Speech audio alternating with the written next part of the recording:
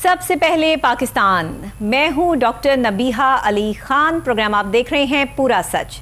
नाज़रीन, इस वक्त जो प्रोग्राम करने जा रहे हैं वो ज़राअत के हवाले से है, और जैसे कि आपको पता है कि ज़राअत के हवाले से मैंने पहले भी बहुत सारे प्रोग्राम्स किए हैं जिसमें बाकायदा तौर पे हमने रिक्वेस्ट की थी अपनी पाक आर्मी से कि इसको बाकायदा तौर पे जिस तरह से कश्मीर साइड पर और जो है वो नॉर्दर्न एरियाज़ में ज़राअत के हवाले से हमारी पाक आर्मी तमाम चीज़ों को देखभाल करती है। अगर कोई फ्लड आ जाता है और वहाँ पर कोई ज़रूरी ज़मीन जो है ज़ेरे आब आ जाती है तो वहाँ पर भी इसकी सारे मामलात जो है इंतज़ामात जो है वो देखे जाते हैं और बाकायदा तौर पर उस बंजर ज़मीन को सैराब करने का काम भी किया जाता है, यानी कि ज़रूरी ज़मीन हमारे पास से ज़ाया ना हो और हमारी ज़राअत को नुकसान ना पहुँचे, इस पर भी हमारी पाक आर्मी बेहतरीन काम सर अंजाम दे रही है। इसमें कोई दो राय नहीं है कि जहाँ भी मुल्क की सालमियत की बात आती है, जहाँ अमन व अमान की बात आती है, या जहाँ पे लोगों को अब खिलाने की बात आती है, ज़राअत की बात आती है, तो वहाँ पे पाक आर्मी अपना फ़र्ज़ अदा किए हुए हमें नज़र आती है। इसी हिसाब से चेयरमैन किसान इत्तेहाद खालिद हुसैन बाट ने chief of army staff general Asim Munir का शुक्रिया अदा करते हुए कहा है कि बाकायदा तौर पर किसानों को रिलीफ देने के हवाले से,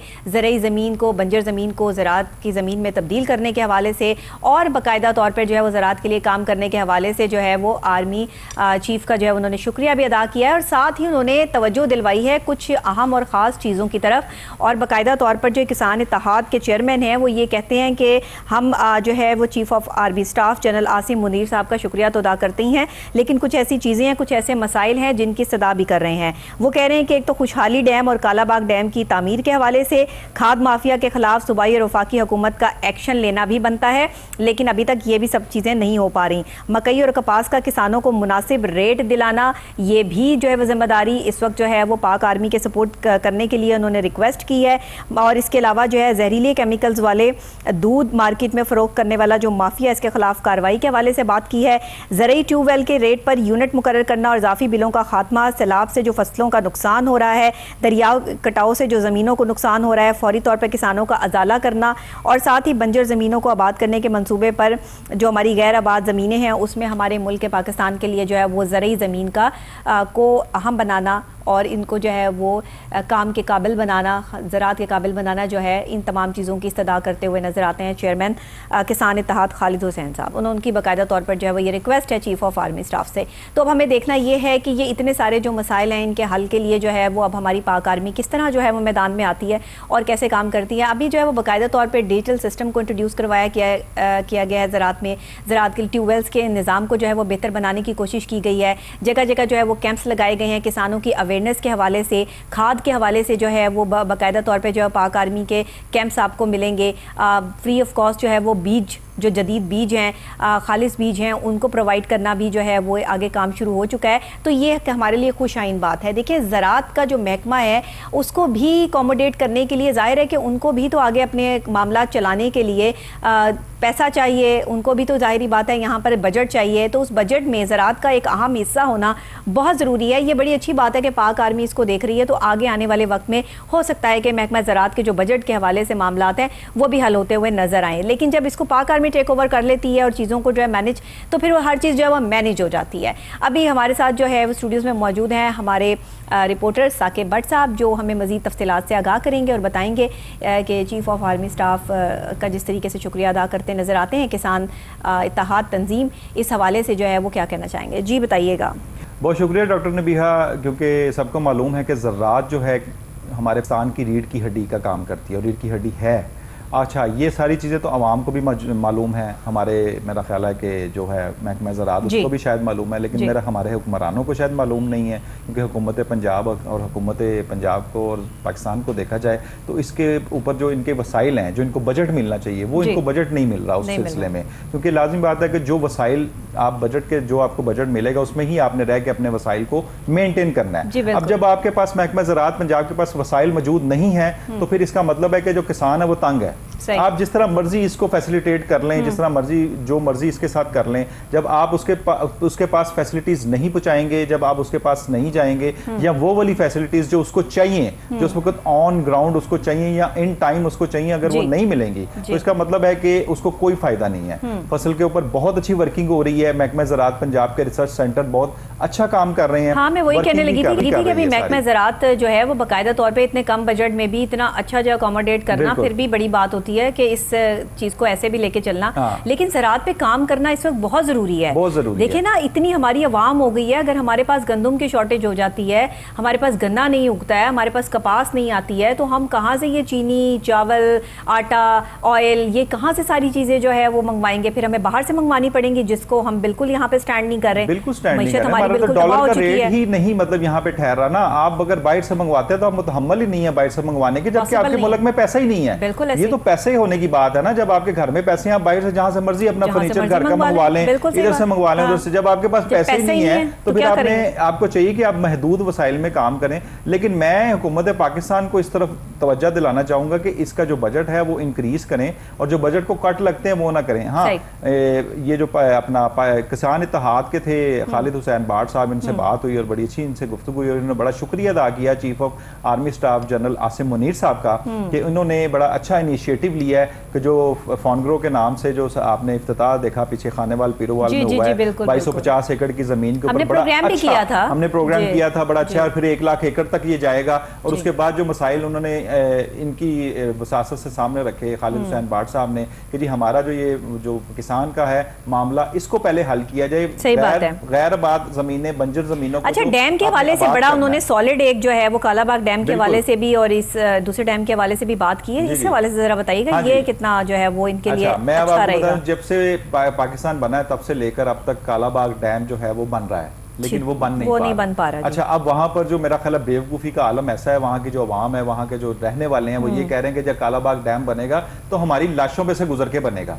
अच्छा। यानी कि उनको इस चीज की ये बात समझ नहीं आ रही कि हमारा हमसाया ममालिक जो इंडिया है उसने 500 छोटे बड़े डैम बना लिए हैं, और हम लोग अभी तक एक ऐसा डैम नहीं बना सके कि हर साल यहाँ पे सैलाब आता है, हर साल यहाँ पे सारे मामला खराब होते हैं, हर साल डूबते हैं लोग, हर साल मरते हैं। उनसे मेरा ख्याल है कि जो जितने लोग ये मर रहे हैं कि सैलाब की वजह से, जितने बेरोजगार हो रहे हैं, जितनी किल्लत हो रही है कहत की, और मेरा ख्याल है इन लोगों को अगर साइड पर जाके समझाया जाए, किया जाए कि ये जो लोग कह रहे हैं कि जी हमारी लाशों पे से गुजर के बनेगा, अजीब सी बात नहीं, ये बड़ी अजीब सी बात है। अब कालाबाग डैम के नाम के ऊपर भी सुना एक कि जी ज़राए ने बताया कि जी कालाबाग डैम के नाम पे भी इनको प्रॉब्लम है।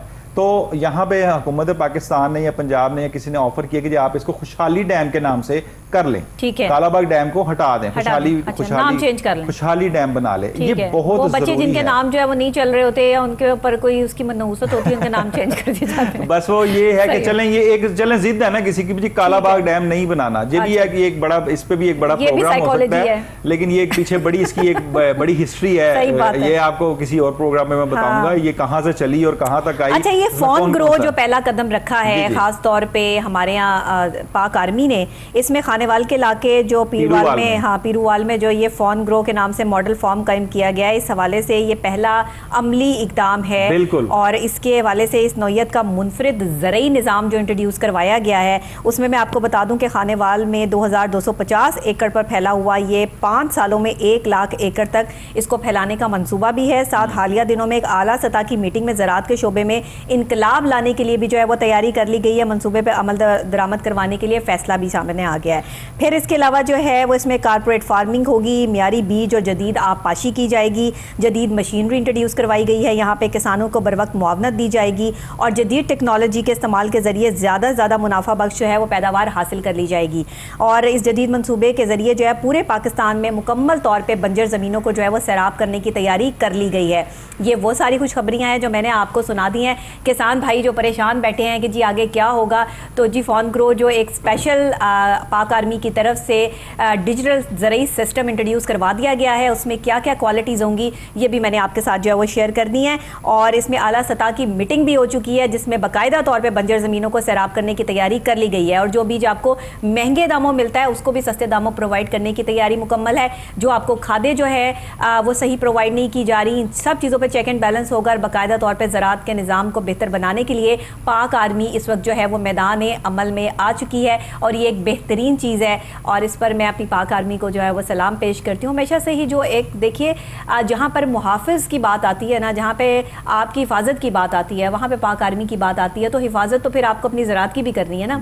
जिस तरह ज़रई ज़मीनों का बेड़ा गर्क करके रख दिया है जो है वो यहाँ पर गैर कानूनी सोसाइटीज़ बन रही हैं पंजाब में ख़ास तौर पर।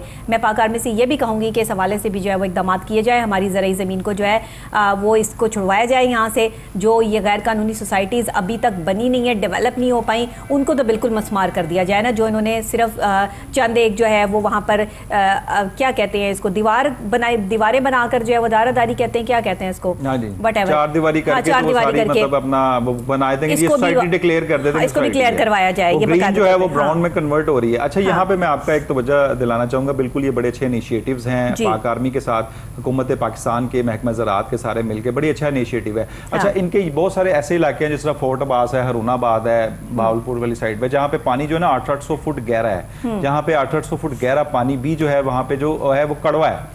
अब उसके लिए जो नहरी निज़ाम है, अब हमारा नहरी निज़ाम जो है बहुत ज़्यादा ख़राब हो चुका है। हाँ। अब मेरी खालिद हुसैन बाट साहब से बात हो रही थी, उन्होंने मुझे बताया कि जी यहाँ पे जो नहरी निज़ाम है हमें तो पानी मिलता ही नहीं है, क्योंकि ये आपको पता है कि जब नहर जब ये बंद होती है और फिर इसकी एक बल सफाई होती है, यानी कि नहर पूरी साफ की जाती है और उसकी एक ग्राउंड बनाई जाती है, उसके बाद जब पानी आए तो पानी जो है वो अपने लेवल पे, और फिर सारा पानी जो है वो आहिस्ता आहिस्ता जिसको चाहिए उसको मिले। अब ये जो बल सफाई है, ये जो बल सफाई का पूरा खर्चा मिलता है, वो खर्चा सारे का सारा जो है इरिगेशन वाले खा जाते हैं। ये तो डिक्लेयर है, ये मैंने सारी इस पे रिसर्च भी की है। अच्छा। और इंशाल्लाह ताला ये इरिगेशन के ऊपर मैं आपके प्रोग्राम में इसकी आवाज भी उठाऊंगा पूरे प्रूफ्स के साथ कि ये सारी जो है ये बाल सफाई का जो है ये ठेका जो भी मिलता है ये सारे का सारा खा जाते हैं। थोड़ा बहुत करके इसको दोबारा से फिर जो पानी आता है वो पानी इतना कम होता है सतह के मुताबिक कि वो सबको पूरा नहीं होता। ठीक है। अब लाजमी बात है जो 800 फुट गहरा नीचे पानी है, हाँ। और वो खारा पानी है, यानी कि कड़वा पानी है, उसके साथ आगे जब फसल सराब होगी तो उसकी काश्त जब की जाएगी तो उसकी पैदावार उस तरह नहीं है मिलती। अब ये सारी प्रॉब्लम है उन लोगों को कि हम लोगों को जो नहरी पानी है वो बड़े अच्छे तरीके से मिलना चाहिए, जिस तरह का हमारा हक है।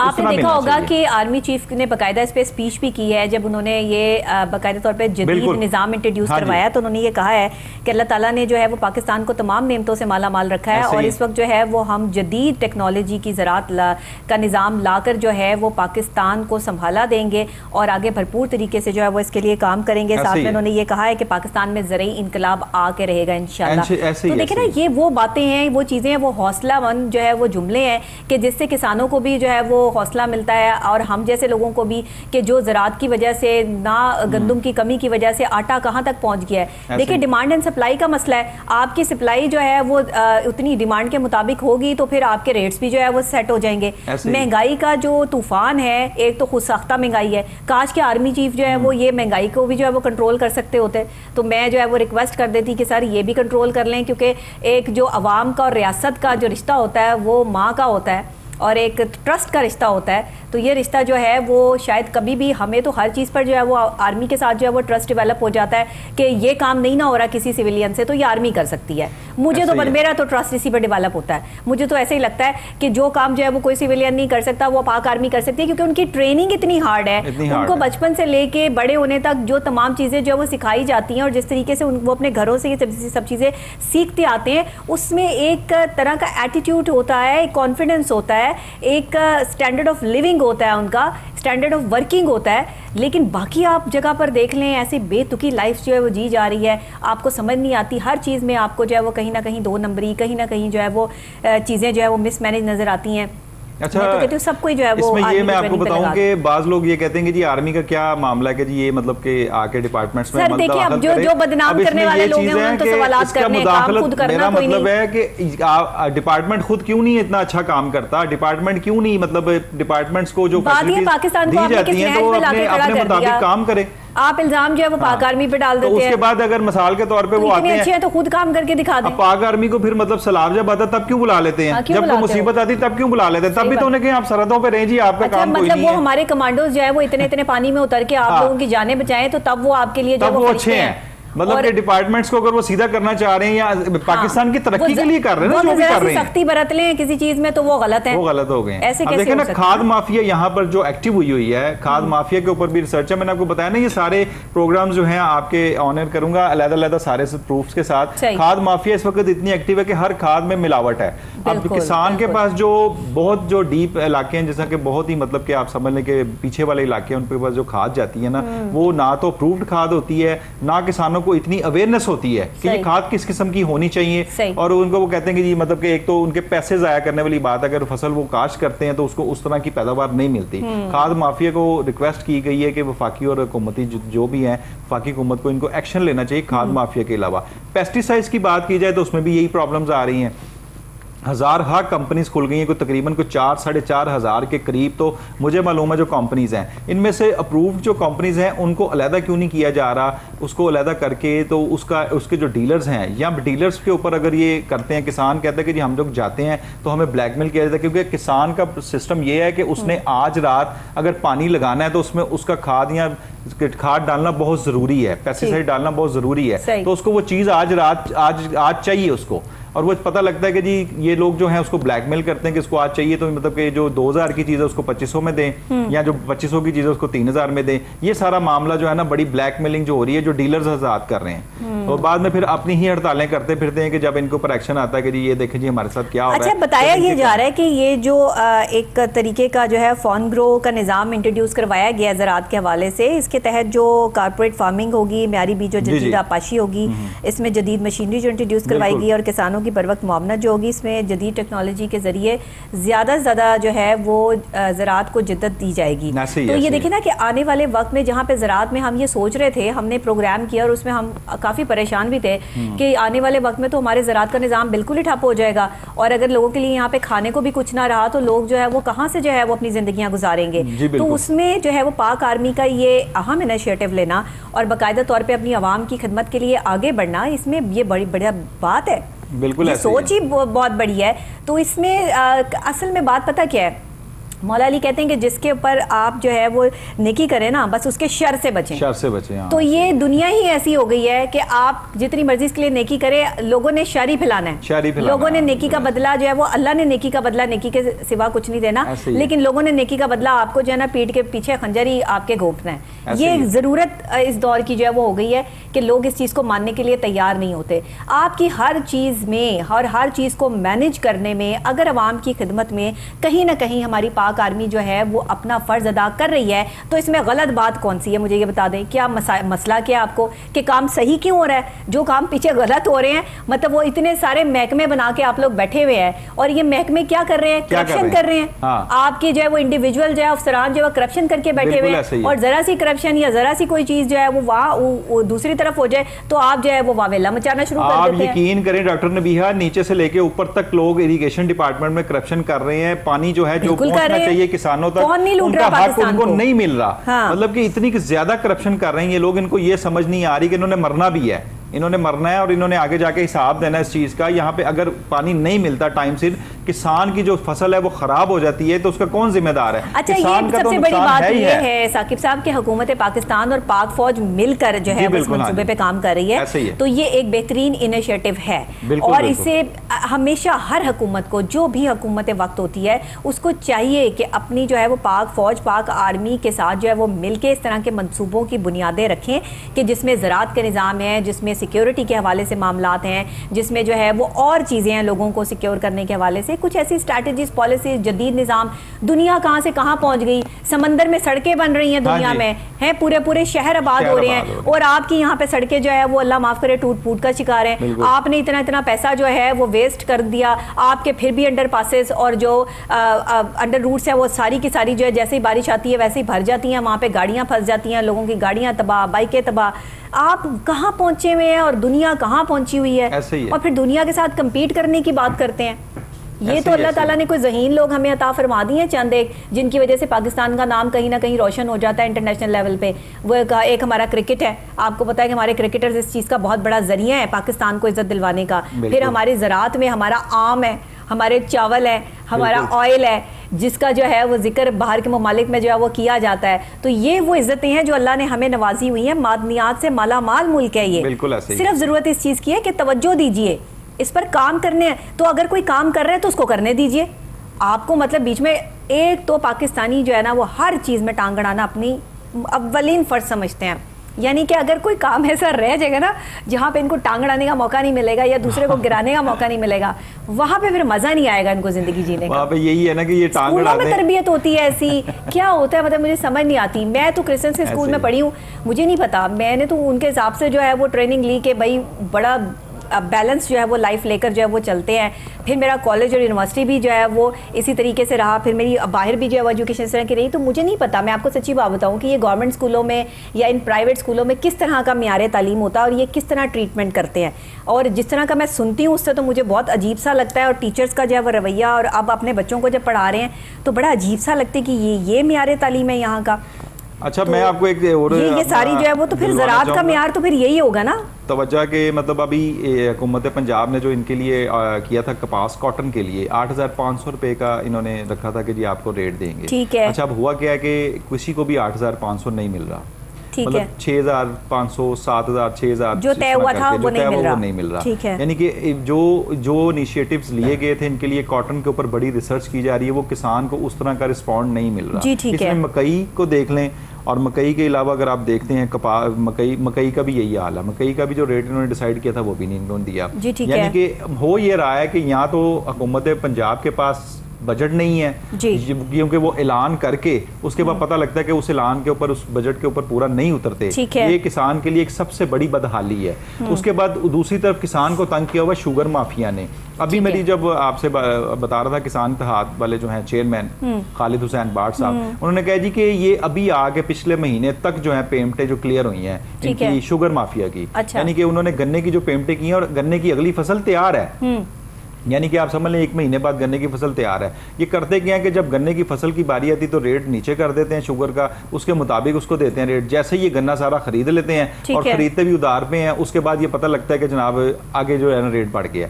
उसके ऊपर भी उन्होंने बड़ा कहा कि जी ये जो इस माफिया को भी जो है कंट्रोल करें, क्योंकि जब कोऑर्डिनेशन हो गई है, लाइजोन हो गया है अपना आर्मी का और हुकूमत पाकिस्तान का, तो इसके ऊपर चाहिए कि सारा इसमें इनके ऊपर एक्शन लिया जाए। क्योंकि जो शुगर माफिया है, जो खाद माफिया है, जो पेस्टिसाइड माफिया है, ये सारा एक माफिया बन चुका है। ये माफिया के तर्ज में ये किसान को ब्लैकमेल करते हैं। यानी कि उसकी जरूरत के तहत जो चीज उसको मिलनी होती है वो उसको नहीं प्रोवाइड करते, या कि उसको 3 दिन पहले आता है तो उसको लाइन में खड़ा कर देते हैं। फिर उसके बाद 2 दिन उसको पता होता है कि आज इसको ये चीज लाजमी चाहिए।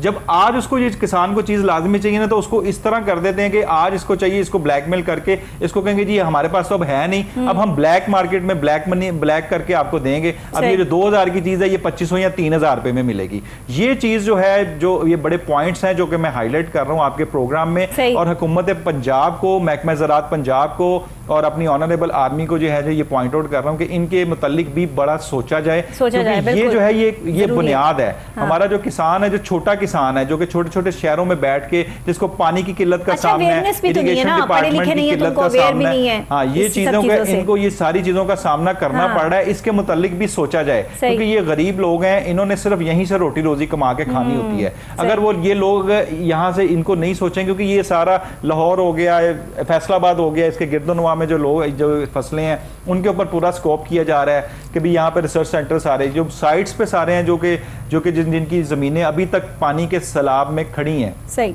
सैलाब का जो पानी था वो अभी तक वहां पे खड़ा है।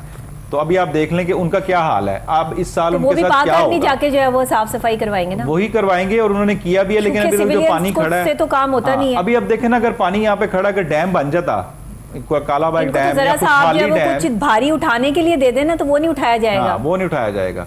तो वो अब अगर वो बन जाता तो ये जो पानी और जो सैलाब आया इसकी वजह से मतलब कि ये जो जितना पानी था ये स्टॉक होता, और हमारी बिजली की जो मतलब एक देखें 3,600 मेगावाट जो है वो कालाबाग डैम या खुशहाली डैम, उसका नाम जो भी है, वो पूरा करेगा, जो कि आपकी मतलब पूरे पाकिस्तान की कंजम्पशन से ज्यादा है। तो आप देख लें कि आप बिजली एक्सपोर्ट कर सकते हैं इस चीज को, यानी कि इस तरफ आ सकते हैं। जब हमें ये चीज पता लग रही है, हुकूमत पाकिस्तान को ये चीज पता है कि कालाबाग डैम का बनना बहुत जरूरी है, तो मुझे ये समझ नहीं आ रही कि इतने 75 सालों में ये डैम बना क्यों नहीं। सर डैम तो तब बनेगा ना जब डैम बनवाया जाएगा। ये डैम बनवाने के लिए जो है वो कोई स्टेप लिया जाएगा। यह मकसद है कि डैम बनाने में हुकूमत पाकिस्तान के इतनी कमजोर है कि वहां के लोगों को समझा नहीं सकते या वहां पे उसको कर नहीं सकते कि उनको अफादियत बताएं कि हमारा मुल्क इस चीज से तरक्की करेगा। और अगर कोई मुल्क के साथ प्यार नहीं करता, तो आप मेरा मुंह ना खुलवाएं कि हुकूमत पाकिस्तान कितनी मजबूर है और कितनी नहीं मजबूर है, क्योंकि फिर मेरा मुंह खुलता है तो बड़े लोगों को तकलीफ होती है। वो बात आपकी बिल्कुल ठीक है। ये तकलीफ बड़ी दूर तक जाएगी, रहने दें बात को। जो है वो हम यहीं पे जब रहते हैं हम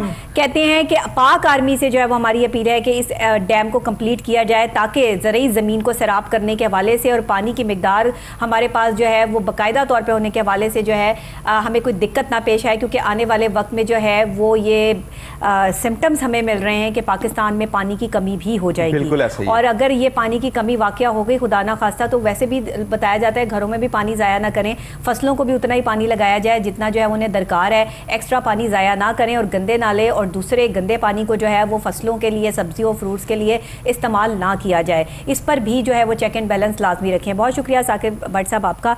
नाजरीन आपका भी। अभी मुझे ब्रेक लेनी है, ब्रेक के फौरी बाद वापस एक और अहम और ख़ास मौजू के साथ आपसे मुलाकात करूंगी।